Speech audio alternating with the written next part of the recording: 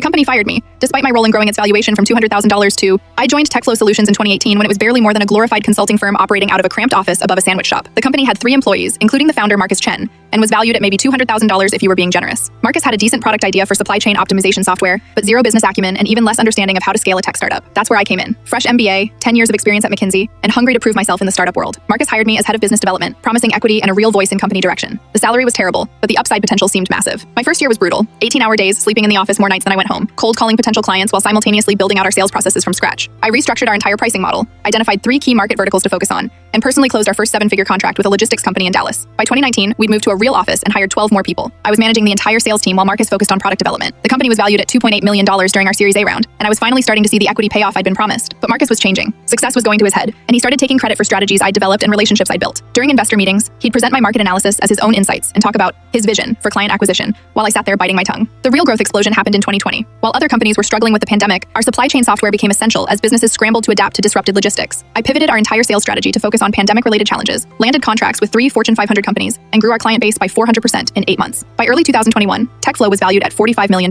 We had 85 employees across 4 offices, and I was managing a sales team of 23 people. The software was largely unchanged from what Marcus had originally developed, but everything else, the business model, the client relationships, the market positioning, the revenue streams, was my work. That's when Marcus hired Jennifer Walsh as Chief Revenue Officer. She came from Google with an impressive resume and immediately started questioning every process I'd built. According to Marcus, she was there to professionalize our sales operations and take us to the next level. Jennifer spent her first 3 months undoing systems that had generated tens of millions in revenue. She restructured my team, changed our CRM platform, and implemented new reporting procedures that slowed everything down. When our quarterly numbers started slipping, she blamed it on inherited inefficiencies and outdated approaches. Meanwhile, I was quietly working on our biggest potential deal ever, a $15 million contract with a manufacturing conglomerate that would have doubled our annual revenue. I'd been nurturing this relationship for 18 months, flying to their headquarters in Detroit every few weeks, building trust with their entire C-suite. The contract was set to close in March 2022. That's when Jennifer swooped in, claiming she needed to ensure proper executive oversight of such a large deal. She attended the final negotiation meeting, contributed virtually nothing, and took full credit when the contract was signed. Marcus was thrilled with Jennifer's immediate impact. At the company all-hands meeting, he praised her leadership and vision while barely mentioning my role in landing the deal. By then, TechFlow was valued at $78 million.